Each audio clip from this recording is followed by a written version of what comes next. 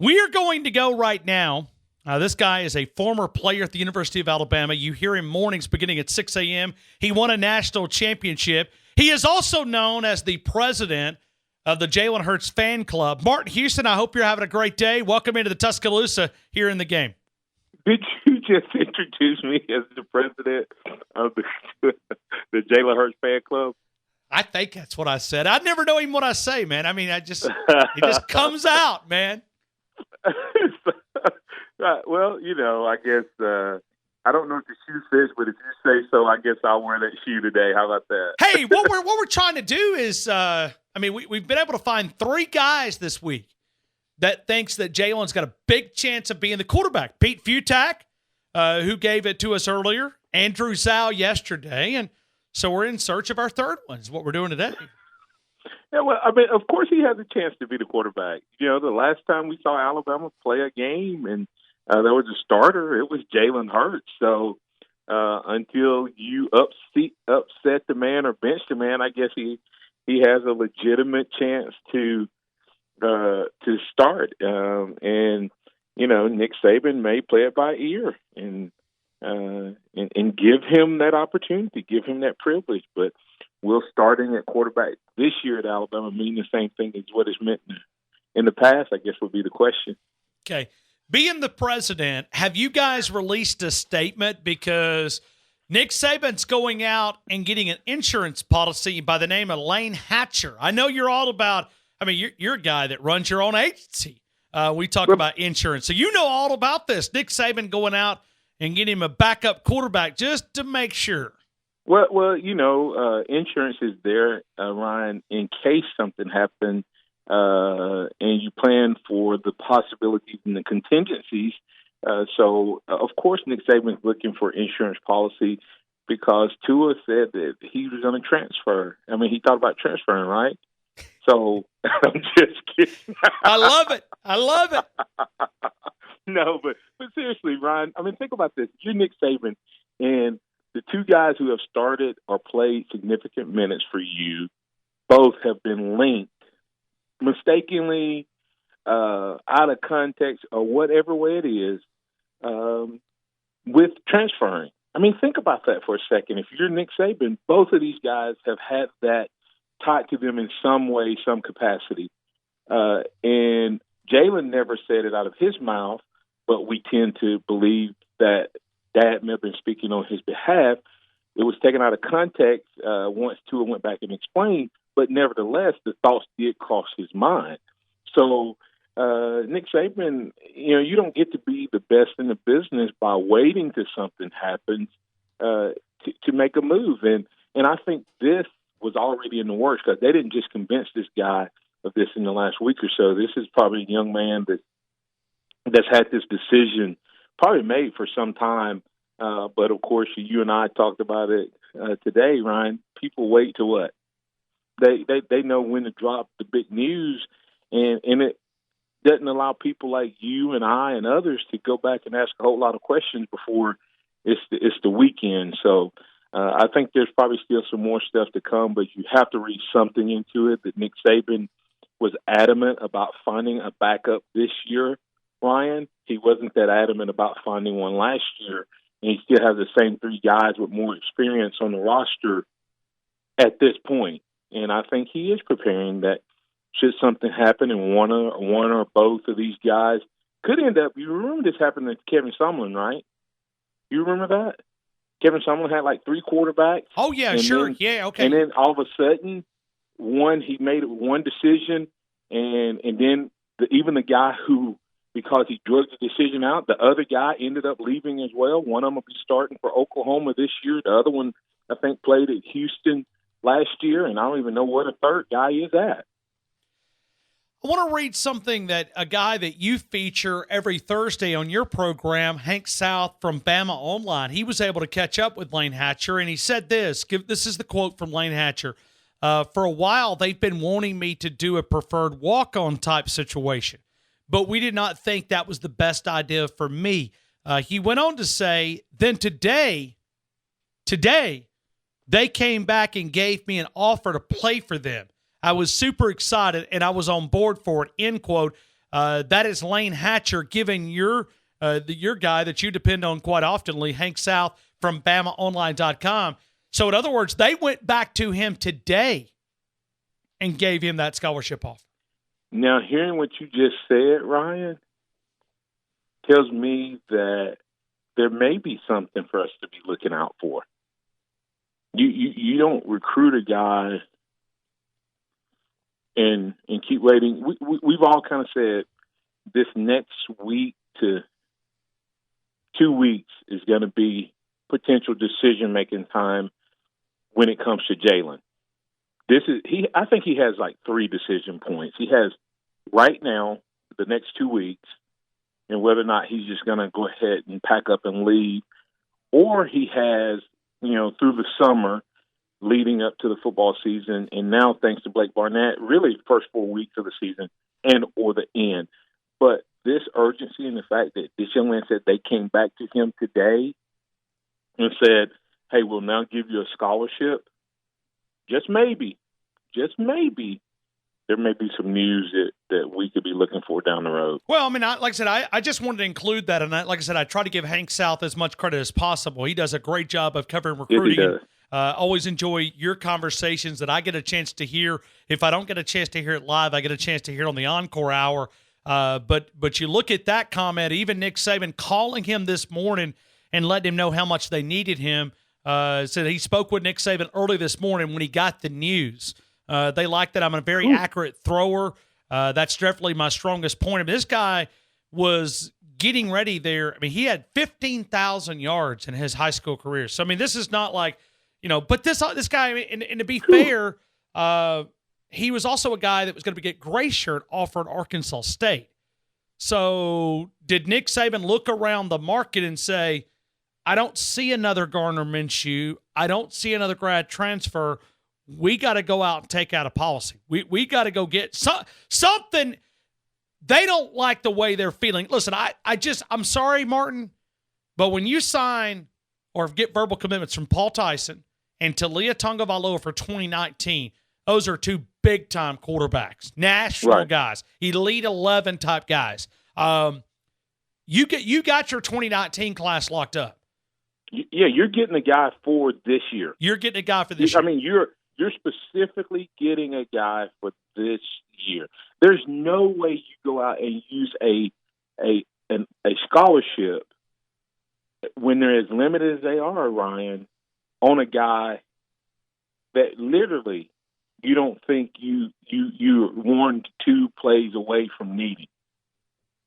And the reality of it is, if Jalen transfers, and I told you today, I pray that Tua's hand completely heals, and I pray that they give it time to completely heal. But that hand's still a little swollen.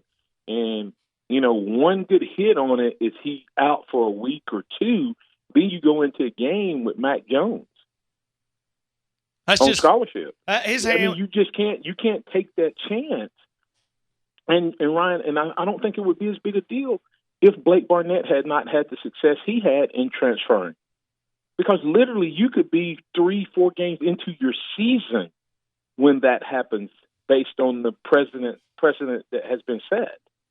So I agree with you. I don't want to see Jalen go anywhere. I don't want to see Tua go anywhere. And I want to see Mac Jones do what he does. But the reality of it is, if you're being honest, you're looking at this and going, is Nick Saban hedging himself against, something that may be obviously coming down the road? I mean, you just scratch your head. I mean, it's been a very unique story to follow. I mean, somebody called me earlier and asked me if I've heard rumblings. Tell me the week that I've not heard rumblings, okay? I mean, you know this in the media business. Yeah. We're always told a lot of different things. You got to go out and figure out which one's truth and which one you're willing to go out and somewhat report. I mean, we're always hearing rumors, man. If I came on report, if we talked about everything we hear on the air, we would look like we need to be at the mental hospital, sure, because we'd be schizophrenic. Right. I mean, so when you back up just for a couple of minutes, let me ask you, okay? Regardless, if whoever it is, how comfortable are you that Mac Jones could get the job done if he's called upon? Based on what based on what I saw last spring, I told you last year, Ryan, that Mac Jones was a good-looking quarterback. He just was so small. Remember, I mean, not this past spring, but the spring when he enrolled with Tua. And if he wasn't with a Tua, then we'd be talking about him in a different mindset. I feel very comfortable with a Mac Jones because of what Nick Saban offense, what Nick Saban's style is. If the truth be known, Ryan, I think if you told Nick Saban you knew that every player of your three quarterbacks, Tua would play, Mac Jones, which guy are you most comfortable with? Which one is your style? It'd probably be Mac Jones. I mean, Tua probably takes too many chances for the old Nick Saban. You know what I mean? Because Tua will make some highlight plays, highlight moments, but will also put his defense in a bad spot. He probably doesn't like to run the ball with the quarterback as much as Jalen does. And then Mac is kind of that guy that can, game manage. And a lot like an A.J. McCarron, who I think is Nick Saban's favorite player. But I just, outside of Minka. But I think Mac Jones would do great, and I think Mac Jones could lead this team to, a college football playoff. And by that point, if he's been playing all 15 games, even lead him to the national championship. All right, so let me throw this out there, and this is one that, okay, before anybody, if you're gonna turn the radio station off in the next 45 seconds, do it right now, because I want you to listen to every. And I'm not talking about you, but you know how people just hear part of the conversation. Yeah. Okay. So I want to. If you're gonna have to get in your car, get out of your car. Go ahead and hit the power button off. Okay, because let me throw this out. Okay, and this is just a really crazy hypothetical. What if this third backup guy is not for Jalen or Tua? What explain. Okay. All right. So, because what I saw in Mac Jones, this guy has a chance to play. Yes. Yeah. Oh, you're saying what if Mac I'm Jones just saying. is potentially the guy that could be leaving? Yeah. I mean, could he be looking at it? Because listen, I mean, you're sitting there, Mac Jones. You're not getting any of the love. You're not getting any of the credibility. And look pretty solid in that spring game. I'm not trying to create something that's not there. I'm just trying to, as Nick Saban said, throw it up on the wall and see if it sticks. I mean, trying to look at both sides here. Well, Ryan, it's obvious that, look what just happened to for LSU.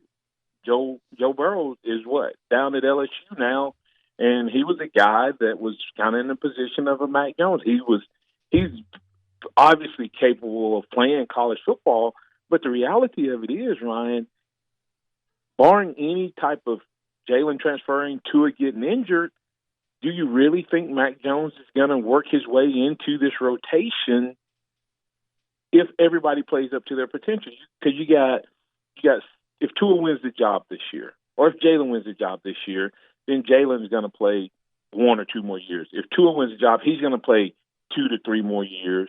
And by that time, Mac Jones is going to be in his last year. And Nick Saban, I think he had enough of this one quarterback, one season, another quarterback, one season. He's going to look to the Talia and the Tyson to take the reins and run for 2 to 3 years. So Mac Jones is in a tough spot. So I definitely think that's a possibility for him looking potentially to transfer. And he put on enough of an exhibition that I believe that there's several teams around the country that would regain interest in what he does and what he brings to the table. Just unique. Martin, we also want to get your thoughts because you always have a great way of looking at things. The NFL's new rule, we've talked about it. I've given my opinion, but I want to hear yours, the new Anthem Policy. Well, first of all, free country, free world, do what you want, et cetera, type of stuff that you hear people say. But I always go back to what Nick Saban said. You're free to do whatever you want. You're just not free from the consequences of it. And you and I talked about this a little bit as well. Sometimes we look at the NFL as this sport that we that we get to do if we want to or not. Well, it's just like a job. It's an employment. And there's policies. There's things and policies that different employers have that not everyone agrees with. And that's what the NFL was trying to do, is create a policy to help govern this. Now, there's two sides to it, Ryan. First of all, I personally do not agree with protesting with the flag as a backdrop. And I've talked about this before, but I'll quickly say it again. To me, the flag represents to my country, and to me, the same thing the cross represents to me and my faith. I would never use the cross as the backdrop of a protest to make a point, because I feel like I would be disrespecting Christ and his sacrifice. Well, that's the same reason I wouldn't use the flag and the anthem and all of that as a backdrop, because I feel like I'm disrespecting those who sacrificed their life for me. Now, I understand why people may have chosen the flag. People say they're disrespecting the flag. I think they chose the flag, Ryan, because they understand how powerful the flag is and what it symbolizes. Here's the challenge. What does the flag mean to you? What does it mean to me? What does it mean to everyone? I just gave you why I wouldn't use the flag, because that symbol is stronger than the symbol of oppression in my life, and the symbol of racism in my life, and all of those things. But for others, it's not stronger than that. And for some, as you and I talked about, that's life, that's sacrifice, that's their loved one, and it's like you're stepping on them. So I understand it's a very issue, but the reality of it is that's a workplace, and if they want to create a policy that says all of the employees who choose to come out at this time, this is how we carry ourselves. This is our policy. If you don't agree with the policy, here's the thing. As an employer, they have the ability to say you can come out and this is the policy and you need to agree with it. But they gave you a choice. If you don't agree with it, protest by stand out. I think you're still given a symbol. When you run out of the locker room, you're still given a symbol that you are protesting something. But if you want to really protest, if you really want to make a difference, begin to speak up, say something, do something, not just take a knee, or not just stand in the locker room, or not just speak about other people that's doing that. All right, Martin, going back to Layne Hatcher, I'm gonna take a stab. Okay, now I want to get your opinion on this, because I think it's one of multiple different things. Okay, the one is Jalen Hurts' transfer. That's number one. That's A. B is Jalen Hurts is going to stay, but if he loses his job, he's asked Nick Saban to redshirt. The second one you just mentioned is what I've said that Jalen Hurts will do. I've said that on the Blitz that Jalen Hurts will fight for the job, but he's not transferring to the end of the year. And that would make sense. That makes sense with everything we've heard today. Yeah, and if he doesn't win the job, he wants to be redshirted so that he doesn't lose 2 years of eligibility. Yeah. And if that's the case, then Nick Saban is almost, as far as Nick Saban is concerned, is still in the same category, Ryan, as him transferring, because he loses his services. And Mac Jones now steps up to the number 2 spot, and they need someone else in that 3rd spot. And I know we have Jay Barker's son and things like that. But if you're going to have a 3rd string guy at quarterback, Ryan, you want him competing for that spot. In other words, this kid may not be any better than Barker.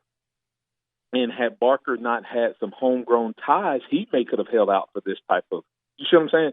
So just because this kid gets a scholarship and Barker doesn't mean that Nick Saban doesn't plan to have Barker and this kid compete for that 3rd spot should what we just talked about happen. Yep. I mean, hey, it's always a possible scenario. That's why we're here. That's why we discuss it. Martin Houston, talk about your agency, because as Nick Saban's going out and buying a policy for himself, there's people that can go and connect with you and buy a policy there. Well, Ryan, when it comes to protecting those things that are most valuable to you, insurance is a way to do that. You take part of the risk and you share it with us, or we share the risk with you. That's the Alabama One agency, your one source for insurance, whether it's auto, home, life, commercial. If you need it insured, we can insure it. We're owned by the Alabama One Credit Union. It's a full-service insurance agency, and if you finance it with us, you can insure it with us. You can go to alabama1.com, alabama1agency.com, alabama1agency.com, or you can call us at 205-342-0112. We'll help you be prepared for those things that you may not know are going to come, but you think they could happen. Accidents, fires, tornadoes, or, hey, in Alabama's case, even your quarterback leaving. No, we can't insure that. We can take care of your auto, your home, and your life. Give us a call, Alabama One Agency. Martin, I appreciate you, man. Happy Memorial Day weekend. Appreciate you, Ryan. Roll Tide, and happy Memorial Day.